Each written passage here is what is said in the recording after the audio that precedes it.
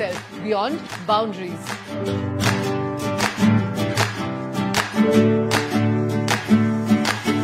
Countless aspirations, but one destination.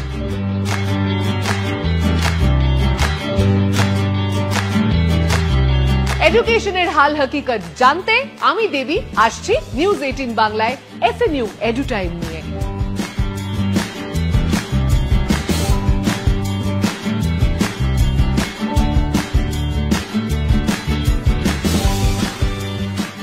Sister Nivedita university মানে বরাবরই ছাত্রছাত্রীরা চেনা ছকের বাইরে নতুন কিছু একটা করবার চেষ্টা করে, আর সেই নতুন কিছুর সন্ধানেই আজ আমি দেবী আবারও চলে এসেছি সিস্টার নিবেদিতা ইউনিভার্সিটিতে। Hello and welcome. আজ আমরা এসেছি জার্নালিজম এবং মাস কমিউনিকেশন ডিপার্টমেন্টে এখানকার ছাত্রছাত্রী, শিক্ষক শিক্ষিকা সকলের সঙ্গে কথা বলতে। দেরি না করে লেটস স্টার্ট।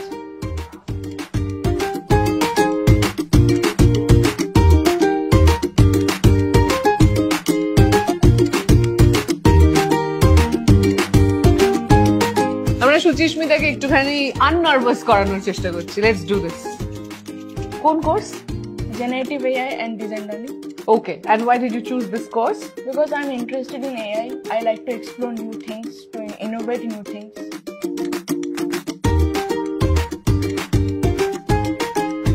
আমি জার্নালিজম এন্ড মাস কমিউনিকেশন করছি, UG 5 আমার। জার্নি স্টার্ট হয় 2023 তে, আর সত্যি বলতে SNU was a boon to my life, to be honest. কারণ প্রথম থেকেই ফ্যাকাল্টিজরা এত সুন্দরভাবে আমাদের গাইড করেছে, মানে এটা মানে মুখে হয়তো বলে আমি প্রকাশ করতে পারবো না। ইন্টার্নশিপস থেকে শুরু করে even I got an internship at news 18 Bangla.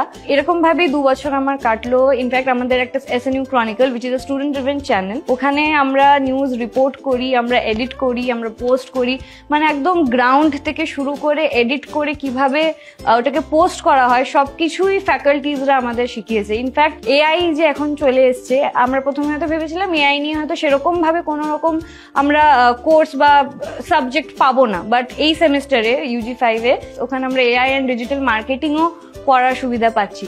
আমি প্রথম থেকে খুব ইন্টারেস্টেড যে ক্যামেরার পেছনে কিভাবে কাজ হয়। আমরা স্ক্রিনে যেই কাজটা দেখতে পাই, ক্যামেরার পেছনে কিভাবে কাজটা হচ্ছে সেটা নিয়ে আমি খুব ইন্টারেস্টেড। সেটা জানার জন্যই এই ইউনিভার্সিটিতে আমি অ্যাডমিশন নেই, এবং প্রথম দিন থেকেই ফ্যাকাল্টিরা খুব প্র্যাকটিক্যালের ওপরে জোর দেয়। ক্যামেরা কিভাবে ধরবো, কিভাবে ধরলে এই অ্যাঙ্গেল থেকে এই শটটা পাবো, সেটা নিয়ে খুব হাতে ধরি আমাদের এই কাজটা শেখানো হয়। এছাড়াও SNU ক্রনিকল বলে যে আমাদের স্টুডেন্ট পোর্টালটা আছে, সেখানে প্রত্যেকটা ধরনের স্টোরি কিভাবে আমরা কভার করব সেটা নিয়ে কতটা রিসার্চ করা উচিত, আমাদের ফ্যাকাল্টিরা সবসময় আমাদের পাশে থাকে, এবং প্রশ্ন গেস্টকে কিভাবে প্রশ্ন করতে হবে, কিভাবে দাঁড়িয়ে লাইভ করতে হবে, সেই নিয়ে আমাদেরকে সবসময় কিছু না কিছু ভাবে গাইড করে গেছেন। আমি লিখতে ভালোবাসি এবং মানুষকে অবজার্ভ করতে ভালোবাসি, এবং লিখে পরবর্তীকালে সেটাকে কিভাবে গুছিয়ে কথা বলতে পারবো, আশা করি সেগুলো থেকে আমি কিছু শিখে একটা প্রপার জায়গায় কাজ করার আশা রাখছি। আশা করি সেটা করতে পারবো।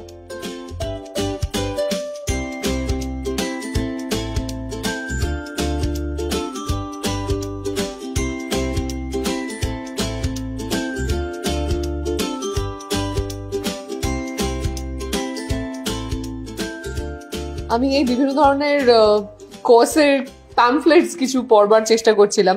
সবচেয়ে বেশি ইন্টারেস্টিং যেটা লাগছে আমার সেটা হচ্ছে যে আমি নিজে ইংরেজি পড়াশোনা করে তারপরে পারসিউ করেছি মিডিয়ার একটা প্রফেশন, আলাদা করে মাস কম বা জার্নালিজম কখনো পড়িনি।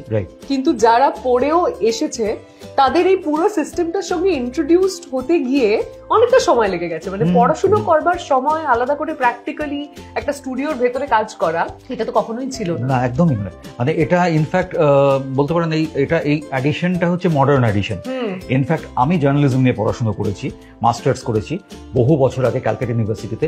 তখন এইসব ইনফ্রাস্ট্রাকচারের কথা ভাবাই যেত না। ইনফ্যাক্ট তখন ডিজিটাল মিডিয়া তো দূরস্থান, প্রাইভেট চ্যানেল কনসেপ্টটাই আসেনি। টেলিভিশন বলতে আমরা দূরদর্শন দেখতাম। তো দূরদর্শন যখন দেখতাম তখন তার যে কনসেপ্ট আর এখনকার টেলিভিশন চ্যানেল বা ডিজিটাল মিডিয়াম কনসেপ্ট পুরোটাই আলাদা। কোর্স স্ট্রাকচার বা ওই সিলেবাসের অনুযায়ী পড়ে যদি আমি 25% শিখে থাকি, 50% শিখেছি কাজ করতে গিয়ে মাঠে নেমে। পুরোটা তো শিখতে পারিনি, আজ অব্দি শিখতে পারিনি, শিখছি এখনো, কিন্তু ওইভাবে আর কি শেখাটা। বাইরে কথা বলতে বলতে একবার আলাপ করিয়ে দেওয়াটা জরুরি, ফর্মালি একবার আলাপ করিয়ে দিই। প্রফেসর সৈকত মজুমদার, জার্নালিজম এবং মাস কমিউনিকেশন ডিপার্টমেন্টের HOD, সিস্টার নিবেদিতা ইউনিভার্সিটিতে অফকোর্স।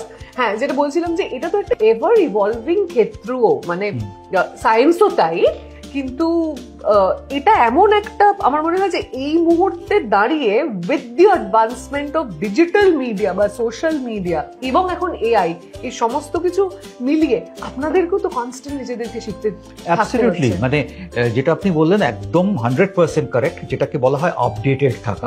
আমরা যখন জার্নালিজম আমরা পড়াশোনা করেছি তখন জার্নালিজম বলতে মূলত ভাবা হতো প্রিন্ট মিডিয়ার কথা, কিছুটা রেডিও, টেলিভিশন, তারপরে মানে আমরা হচ্ছি সেই সময়কার জার্নালিস্ট যারা প্রথম প্রাইভেট চ্যানেল কনসেপ্টটা ভারতবর্ষে এবং পশ্চিমবঙ্গে আসার পর কাজ করতে শুরু করি, first batch of audio visual journalist. তখনও অডিও ভিজুয়াল জার্নালিজমটা যেভাবে চলতো এখন তার সঙ্গে হেল অ্যান্ড হেভেন ডিফারেন্স হয়ে গেছে। এবং আমাদের স্টুডেন্টরা যারা আসছে, ইয়াং স্টুডেন্টস, সব ইয়াং মাইন্ড, ইয়াং ব্রেন, তারা অনেক কিছু জানছে, দেখছে, চারদিকে নতুন কিছু জিনিস দেখছে, ফলে তাদের সঙ্গে ইন্টারঅ্যাক্ট করার জন্য আমাকেও কিন্তু তাদের সঙ্গে পাল্লা দিয়ে চলতে হবে। আমি এই জন্যই আপনাকে জিজ্ঞাসা করতে চাইছিলাম, anything that you have learned from a student, because আপনার নিশ্চয়ই, মানে শিখছেন, একদমই তাদের কাছ থেকে শিখতে হবেই।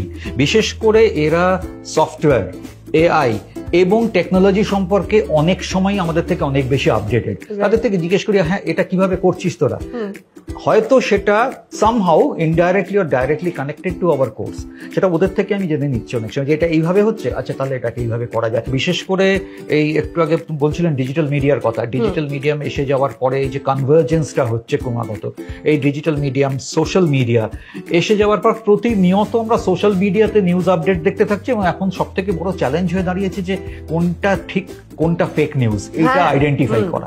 এবং এইটা করতে গিয়ে আমাদের যতটা আপডেটেড থাকতে হচ্ছে, আমাদের স্টুডেন্টদেরও আপডেটেড থাকতে হচ্ছে, এবং আমরা এটা আমি বলতে পারি মানে এটা একটা ইন্টারঅ্যাক্টিভ প্রসেস, মানে স্টুডেন্টরা যতটা আমাদের থেকে শিখছে আমরাও কিন্তু ওদের থেকে ততটাই শিখছেন। একদমই, মানে ইন্ডাস্ট্রি রেডি করা একজন স্টুডেন্টকে আজকের দিন দাঁড়িয়ে কিছু তো ব্যাকবোন থাকে, ultimately we call it the fourth pillar of democracy. So কিছু তো বেসিক জিনিসপত্র আছে যেগুলো একটা মেরুদণ্ডের মতন একজন ছাত্র বা একজন ছাত্রী এই শিক্ষাটা নিয়ে তবে সে কাজ করতে যাবে, এই ওথ গুলো তার থাকবে। তো সেভাবে ইন্ডাস্ট্রি রেডি করার ক্ষেত্রে ছাত্রছাত্রীদের আমরা কি কি মাথায় রাখি? দেখুন, আমাদের এসএনইউতে আমরা প্রথম থেকে এইটাই আমাদের মানে প্ল্যান এবং আমাদের পলিসি যে স্টুডেন্ট যখন আসছে তারা পড়াশোনা নিশ্চয়ই করবে, ডিগ্রি তো নিশ্চয়ই পাবে, কিন্তু আলটিমেটলি ওদেরকে ইন্ডাস্ট্রি রেডি করতে হবে। আলটিমেটলি ওরা ইন্ডাস্ট্রিতে গিয়ে কাজ করবে, যেরকম এখন মিডিয়ার প্রচুর ডাইভার্সিফিকেশন, প্রচুর অপরচুনিটি, এই অপশনস গুলোতে যাওয়ার জন্য যা যা করা দরকার চেষ্টা করি সেই ইনফ্রাস্ট্রাকচার এবং সেই ট্রেনিংটা ওদের দেওয়ার। মানে ওরা প্রথম থেকে, যেটা একটু আগেই আপনি বলছিলেন যে ওরা কিন্তু অনেক কিছু জেনে আসছে, মানে একটা অ্যাডভান্টেজ আছে যে অনেকটা জেনে আসছে, সেটাকে আমরা আর একটু ঠিক মতো ড্রাইভ করে দিচ্ছি, স্ট্রিমলাইন করে দিচ্ছি। আর যেটা নেগেটিভ পয়েন্ট হচ্ছে যে ওই জেনে আসাটাকে আমাকে আবার আনলার্ন করাতে হচ্ছে। এটা অনেকদিন আগে একজন বিখ্যাত ফুটবল কোচ আমাকে বলেছিলেন যে এই মুশকিল হচ্ছে যারা বিভিন্ন কোচিং সেন্টার থেকে আসছে, ওদেরকে আগে আমাকে শেখাতে হচ্ছে যে এইভাবে শটটা নিবি না, তারপরে ওদের শট মারা শেখাতে হচ্ছে। তাই এদের ক্ষেত্রেও তাই, মানে কিভাবে আমি বলবো সেটা এতটাই ভুল জেনে যাচ্ছে, কিছু করার নেই, যা দেখছে সেইভাবে শিখছে। বিশেষ করে সোশ্যাল মিডিয়ার দৌলতে এখন ব্যাপারটা এতটাই ইজি হয়ে গেছে, সবাই তো সাংবাদিক হয়ে গেছেন, তো ন্যাচারালি ওরা যখন সাংবাদিকতা করতে আসছে তখন ভাবছে যে এইটা করি, তখন ওদের বোঝাতে হচ্ছে না না, this is not the proper way to do, এটার একটা গ্রামার আছে। কারণ দেখুন, সবকিছু ঠিক আছে, আপডেশন হচ্ছে, মডার্নাইজেশন হচ্ছে, কিন্তু বেসিক গ্রামারটা তো চেঞ্জ হয়।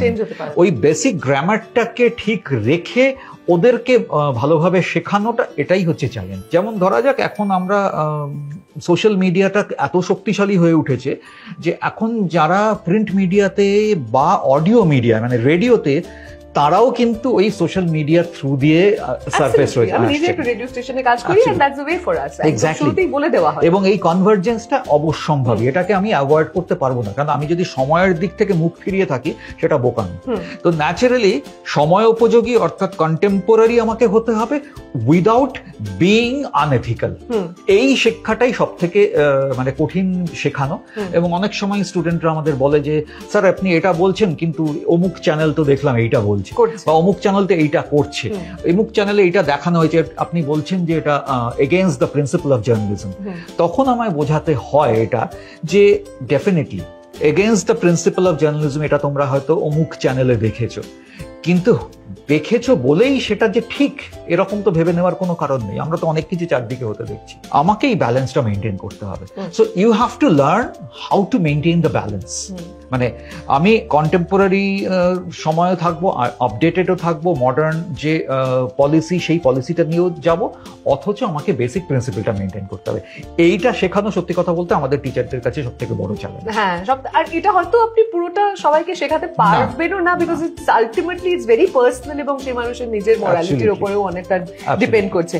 কি কি কোর্সেস এবং ইনফ্রাস্ট্রাকচার ওয়াইজ কিছুটা তো আমরা অলরেডি দেখতে পেয়েছি, ছাত্রছাত্রীদের কিভাবে সাপোর্ট করা হয়? আমাদের কোর্সেস গুলো আগে বলে দিই। কোর্সেস আমাদের যেটা ইউজুয়াল কোর্স এতদিন চলে এসেছে সেই যে কোর্সগুলো আমরা কন্টিনিউ করছি, যেমন BA in journalism and mass communication, MA in journalism and mass communication, BSc animation graphics, MSc animation graphics. এই কোর্স চারটে আমরা প্রথম থেকেই রান করছি।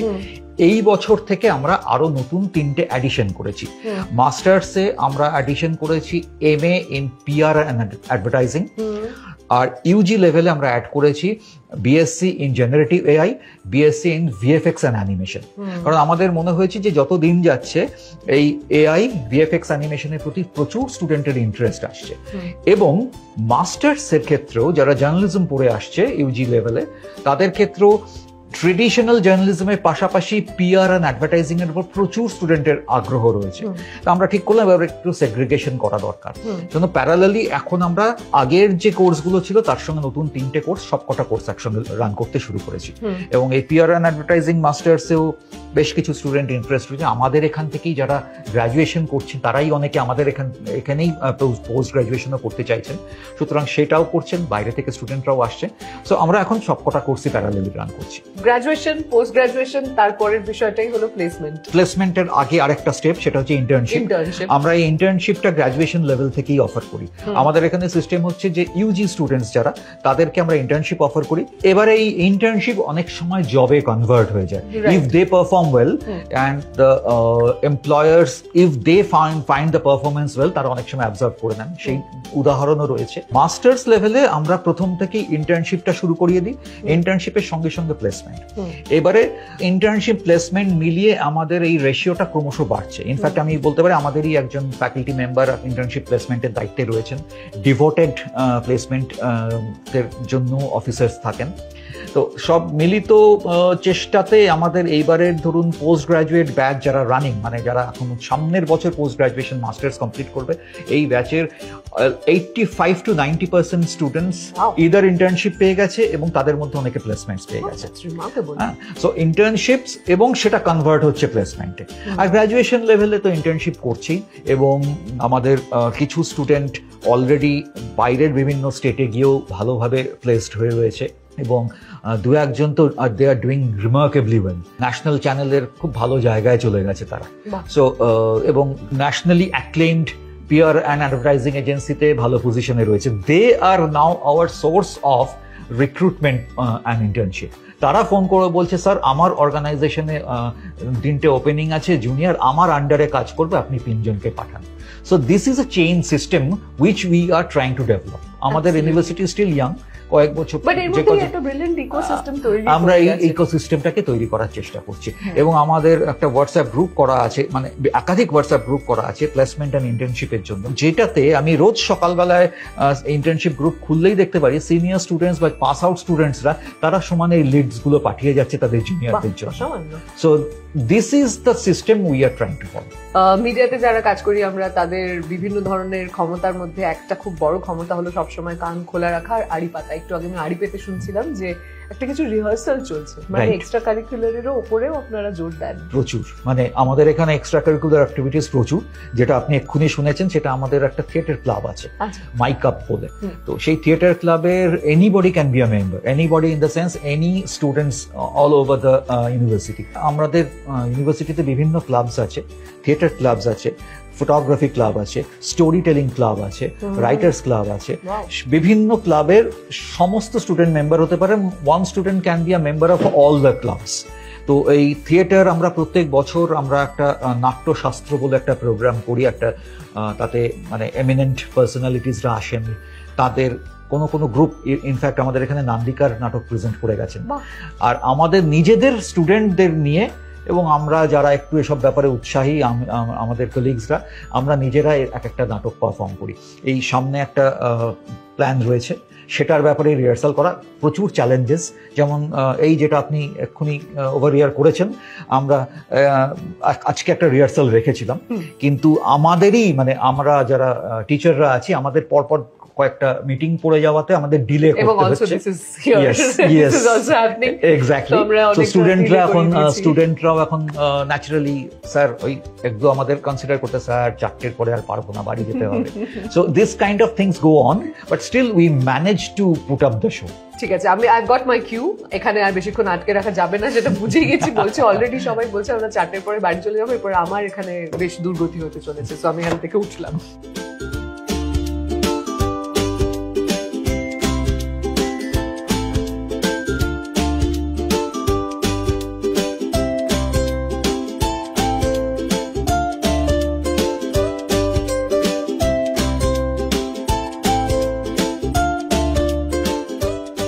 I think there's a holistic development approach যেটা রয়েছে, যেখানে ছাত্রছাত্রীরা প্র্যাকটিক্যালটা প্র্যাকটিক্যালের মতন করে করতে পারছে। মানে আমরা একটা জার্নালিজম মাস কমিউনিকেশনের আলাদা করে প্র্যাকটিক্যাল বলতে ইন্টার্নশিপের আগে কিছু ভাবতেই পারি না, সেখানে সিস্টার নিবেদিতা ইউনিভার্সিটিতে এই যে ওদের একটা নিজের স্টুডিও রয়েছে, যেখানে একটা ফার্স্ট হ্যান্ড এক্সপিরিয়েন্স ওদের হচ্ছে, that is the most important thing.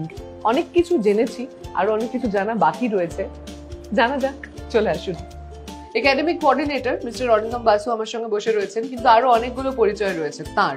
Sister Nivedita ইউনিভার্সিটিতেই একে তো নিজে বহুদিন সাংবাদিকতা করেছেন এবং এখন পড়াচ্ছেন, তার সঙ্গে এখানে থিয়েটার ক্লাবের সেক্রেটারি, তার সঙ্গে বুক ক্লাব এবং ডিজিটাল নিউজ পেপারের এডিটর। না, আমি বলতে পারি আমি একটা কন্ডুইট, যার থ্রু দিয়ে স্টুডেন্টসরা করে। আচ্ছা, ভেরি নাইস। তো এই যে আমরা একটু আগে সৈকত স্যারের সঙ্গেও আমি এই একই ব্যাপার নিয়ে কথা বলছিলাম এবং জিজ্ঞাসা করছিলাম যে আমরা যারা মিডিয়াতে কাজ করি, ছোট থেকেই আমার মনে হয় যে একটা confidence, basic level of confidence অনেকের মধ্যেই থাকে, তারাই বেশিরভাগ ক্যামেরার সামনে কাজ করবার যে উৎসাহটা তাদের মধ্যে তৈরি হয়, কিন্তু ক্যামেরার পেছনে কাজ করবার জন্যেও একটা অ্যাপটিটিউড, একটা প্রেজেন্স অফ মাইন্ড, এই সমস্ত জিনিসটা এক্সট্রা কারিকুলার, সেটাকে কিভাবে হেল্প করে? আমার মনে হয় একটা মানুষ যদি একটা স্টেজে একা দাঁড়িয়ে ডায়লগ ডেলিভার করতে পারে, তাহলে সে যে কোনো ইন্টারভিউ বোর্ড ক্র্যাক করতে পারে, যে কোনো জিডি ক্র্যাক করতে পারে।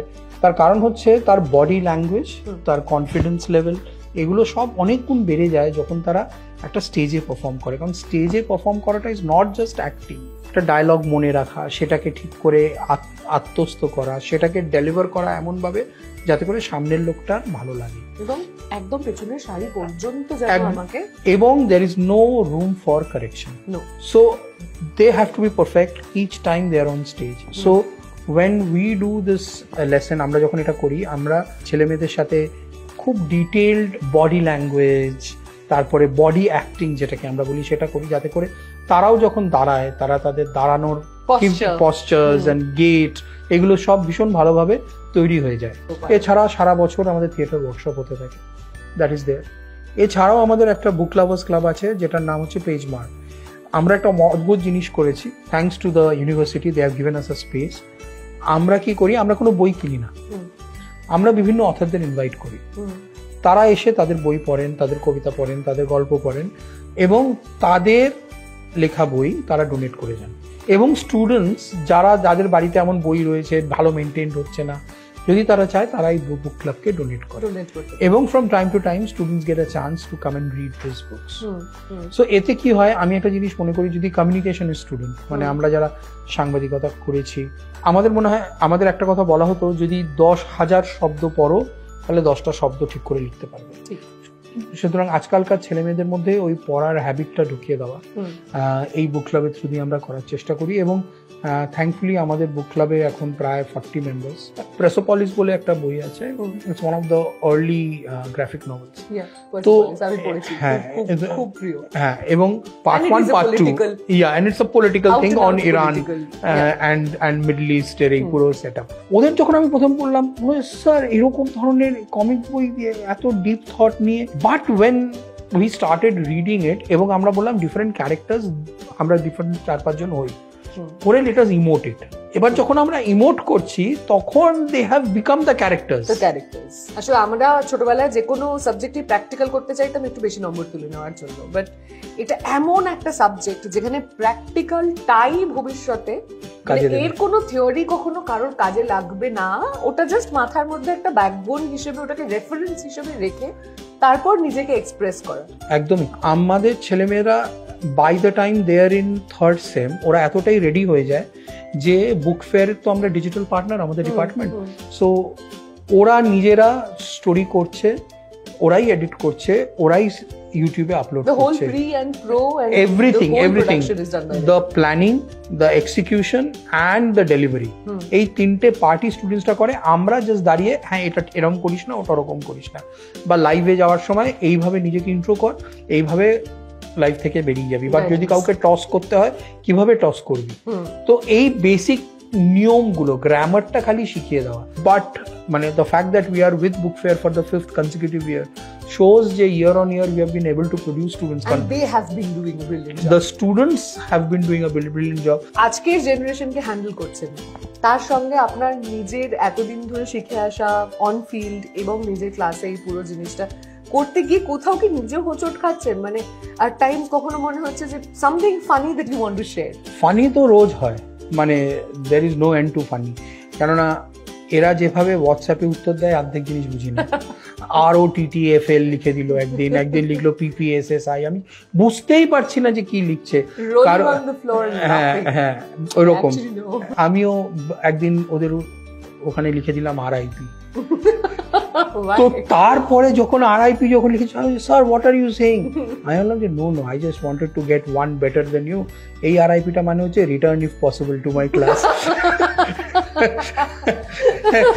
So মানে to get even with them, মানে you also have to be a child, মানে you will also have to be a child. একটা জিনিস হচ্ছে আমার 53 বছর বয়স, কিন্তু I still feel like 35 because I mix with the students who are 18, 19, 21. They are like my son, my daughter, মানে ওই বয়সী। কিন্তু আমরা না একটা টিচার এবং একটা স্টুডেন্টের বন্ডিংটা is as deep as parents and parenting. It's like a parenting a child. So আমাদের সাথে আমাদের যেটা মনে হয় সবচেয়ে ইউনিক এবং সবচেয়ে যেটা মিষ্টি যেটা, সেটা হচ্ছে আমাদের সাথে আমাদের স্টুডেন্টদের সম্পর্ক। হ্যাঁ, বন্ডিংটা আমাদের, তারা স্যার বলে কিন্তু মনে হয়তো দাদা বাবা বা ওই সমর্থক কিছু একটা ভাবে যখন সেই বলে। সেই জন্য we get that love and that respect from them and we try to give vibe, we get the right vibe from them, এবং আমরা আমাদের তরফ থেকে ওদেরকে সেই স্নেহ, সেই ভালোবাসা আমাদের দিতে পারছি। অল অ্যাবাউট তো বলবো না, বাট মোটামুটি একটা glimpse sister Nivedita university journalism এবং মাস কমিউনিকেশন ডিপার্টমেন্টের আপনাদের সামনে তুলে ধরতে পেরেছি। এবং তার মধ্যে যেটা আমার নিজের খুব ইন্টারেস্টিং লেগেছে, সেটা প্রথমত এতক্ষণ ধরে কথা বলছি বুঝেই গেছেন যে প্র্যাকটিক্যাল ফিল্ডে যে এত তাড়াতাড়ি একজন ছাত্র এক্সপোজার পাচ্ছে, লাইট কি এত তাড়াতাড়ি শিখে যাচ্ছে, ক্যামেরা কিভাবে ডিল করতে হয়, এই সমস্ত কিছু হাতে কলমে শিক্ষা, সেটাই আমার সব থেকে বেশি নজর কেড়েছে।